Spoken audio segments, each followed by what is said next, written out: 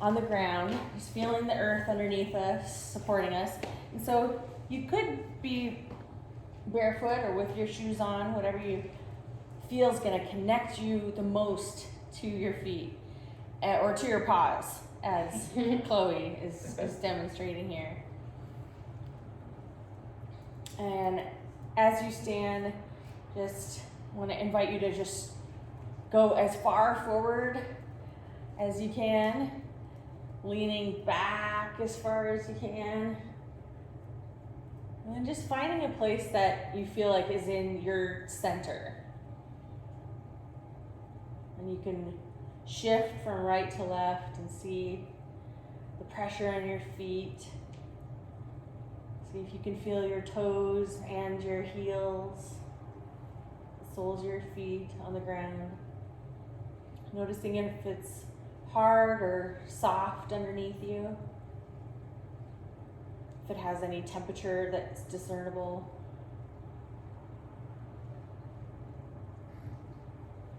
And so we are just going to do a 3-step walking meditation. And when we do, we're going to slow it down a little, because the idea is not to go anywhere. The idea is to actually feel your body moving through space. And so your hands could be anywhere, placed, by your sides, relaxed, behind you, or you can place them in front of you, whatever feels the best to you. And for this one, I advise you to have your eyes open, just because there are stairs and dogs and things all around us. And so I'll just demonstrate the first step. I know you guys learned this when you're about 2 years old, but what's amazing is someone was really excited about your first steps. So the first time that, someone witnessed you actually on your own, standing on your own 2 feet and moving through space, they were excited. It could be your parent, grandparent, or whoever was around you. And so I just want to invite that excitement again. Like, how cool is it that we are so mobile that if we want to go, head out to that room, we don't even think about it. Our bodies just kind of take us there, unless, of course, we get injured, and then we realize just how amazing it is to have this gift of mobility. So as we're slowing it down, we're just going to lift, move, place. And then you can feel your heel lifting, moving, and placing. So you can walk looking down or looking up, whatever you feel like, but just lifting, moving, placing. Lifting, moving, placing. Just finding your breath in your body. When you get a couple steps in, you can have your feet together. And then notice all of the things that happen as you turn to move in the other direction, walking back. Lifting, moving, placing. Lifting, moving, placing.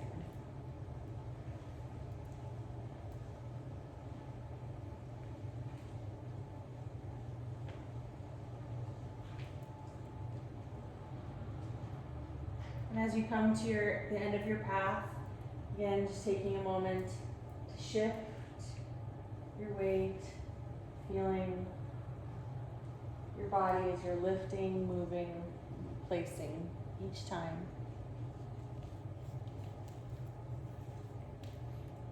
And just continue that for a moment.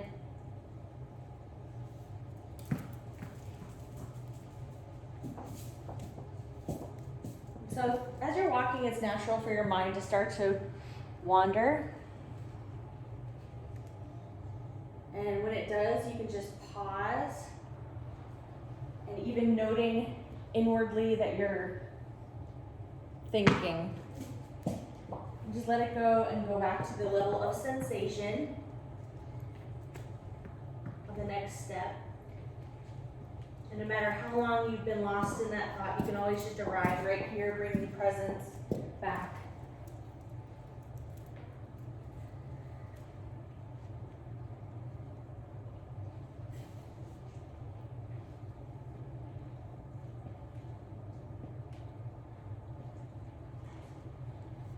And as Thich Nhat Hanh teaches, the miracle is not to walk on water, it's just to walk on this earth with awareness. And he was one of my teachers, and he was a Zen teacher from Vietnam.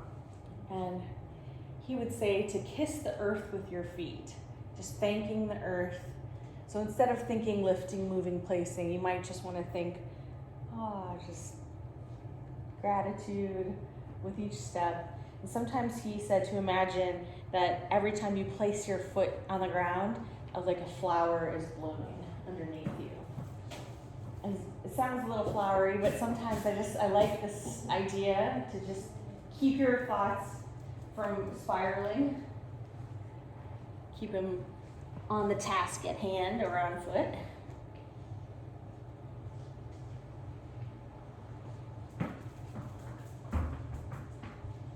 Chloe's demonstrating this in hyperspeed.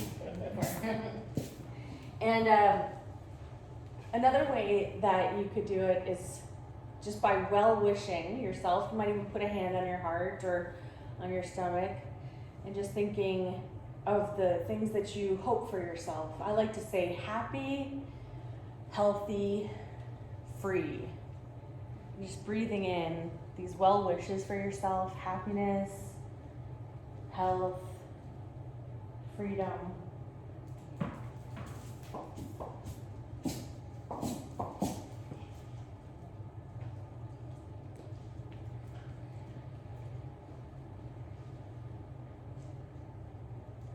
And then as we come back to just this standing meditation, sometimes in yoga called mountain pose, just kind of replanting your feet on the ground, centering yourself, just taking a moment to collect yourself, reflecting on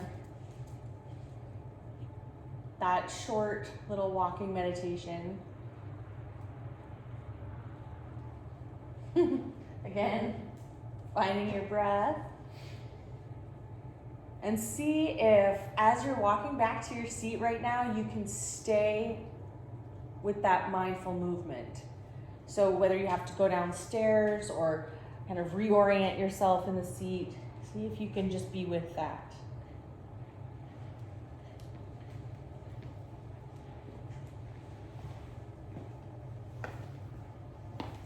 As you're sitting down, any sensations or relief?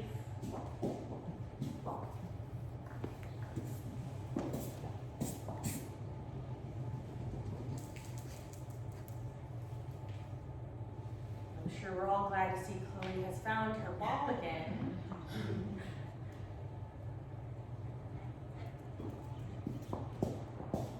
All right, thank you. All right, show me how it's done. She's demonstrating play meditation. This is the ball meditation, and it goes on for hours every day. And so I just want to check in with you guys, see if you have any questions, see what that experience is like for you. You know, when you... Cool. Because what I just did is, I guess I exaggerated. Yeah, I quick stretch it out. Nice. Step. Take the next one, pick it up, stretch it out. You really exaggerate it to be Felt weird. the acceleration, meaning when you pick your foot up and you reach all the way out, the step, and you feel yourself move forward, everything just kind of, so it was kind of fun. And then at the same time, trying to get balance and finding out which foot was strong. Did you notice one was more At grounded? one point, one was stronger than the other, kept me straight. The Ministry of Funny Walks in Monty Python. I don't know if you guys have ever seen that. John Cleese. Yeah. And I always think of that when I'm doing the walking meditation. I probably should have like a little video clip to show all the ways that you could do meditation. Or we could just watch Henry next time. In that thinking, watch people, you look at people walk around, whatever, and you see some people who walk, and they're just kind of doing a normal walk, blazing down the road. You look at another then you It's start. like, how does the body work? How do you? I feel like that every time we're at the ashram hiking. I feel like I'm moving as fast as I can and I'm really not getting up this hill. Lots of food is here. Oh, great. Well, we're still doing our check-in, so we're just gonna leave that for 2 seconds. So, But it's like he said, you don't really think about it, it's like second nature, or it's just like you said, you just, from one place to another, you don't think about it, you just go. But when you take the time to really think about it, like what you were saying, when all these other senses start to come about, like you actually feel the firmness of the floor on the foot, the heel, the toe, everything everything's exaggerated. And it's just shame that we go through life and just, you know. Casey, thank you. And Joe was telling me too when I'm walking, he used to tell his sisters, heel toe, because it helps posture Yeah. and walking. So I was kind of doing that, and then I was noticing when I would go first, what foot, I was focusing more on what foot am I gonna go forward next. Yeah, like the second time I walked, I was like, I walked with my left, and then when I came back, I went with my right. I was like, I've never paid attention, that's interesting. That'll be the next time Like, you'll. right, yeah. When you're yeah, walking to the dinner table. I've been going off with my left now, not my right. Right, You know, like, it was weird. I was focusing on that. Yeah, that's interesting, like what's your dominant foot that you start out walking with? Mhm. Like, you don't think about how you walk, but how much it affects you. See, and I watched your feet, I was watching you, and you went with your right, but I went with my left. It was weird. Yeah. I'm I super always right go now. right. Yeah. You always go left. I was like, It's a military thing. Oh. Your brain in your That's head. right. and then I went to have You the get it beat right, in your head, you Yeah. always start with your I left guess foot so. first. and then I So that started everybody's focusing on my heel receiving. toe. I'm like, Oh. So, again, just an offering to show you there's so many ways that we can start to like gather our attention back from the things in the past and the future and kind of just be here. And some of them are really simple, so as we're gonna go right now and wash our hands, I just wanna invite all of you to really, as you turn the knob, just marveling at the fact that we have flowing water, fresh, clean water coming. I mean, even kings and queens, like, 150 years ago didn't have this. And, just feeling the soap, feeling the bubbles on your hands, feeling as you rinse. So maybe, just a little gratitude for the water and what it feels like to dry your hands off. And then, so for right now, you'll have a break, and then we'll eat together and do an eating meditation. And I know everyone is excited about that. So, I just wanted to see though if there's any questions about it first, about the walking meditation before we break. Okay. So again, if you're gonna go beyond just the level of sensation, there's different thoughts that you can have that might be supportive, like the lifting, moving, placing, and happy, healthy, free, and the Thich Nhat Hanh one, where you're just either kissing the ground with your feet or flowers blooming underneath where you walk, and just different things to kind of play with and see if that ever helps you in your meditation practice. For me, sitting still and shutting up has never been like my forte. So when I found out that was the first primary instruction of meditation, I was like, I'm just never gonna be able to do that. And then the idea of, and then stop thinking. And I was like, this is not gonna work for me. And I have to say, I still work with just the moving meditation practices mostly, and some gratitude practices, because they're the easiest for me to really engage with, especially having ADHD and being kind of a hyperactive person. It's really nice to know that even the Buddha said that there are 4 meditation postures: standing, sitting, walking or running, and lying down.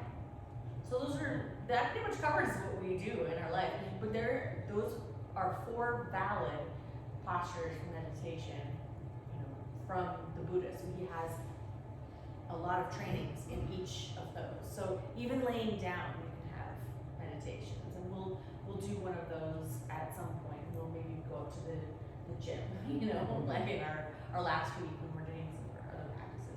But So the stepping, the lift mode step, is that, what if you just do a slide walk?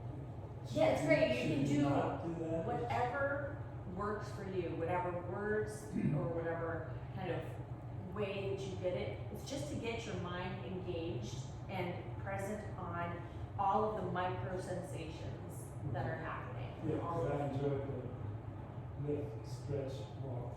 yeah, Which is something to do, something to think about, something to feel, yes. something to judge.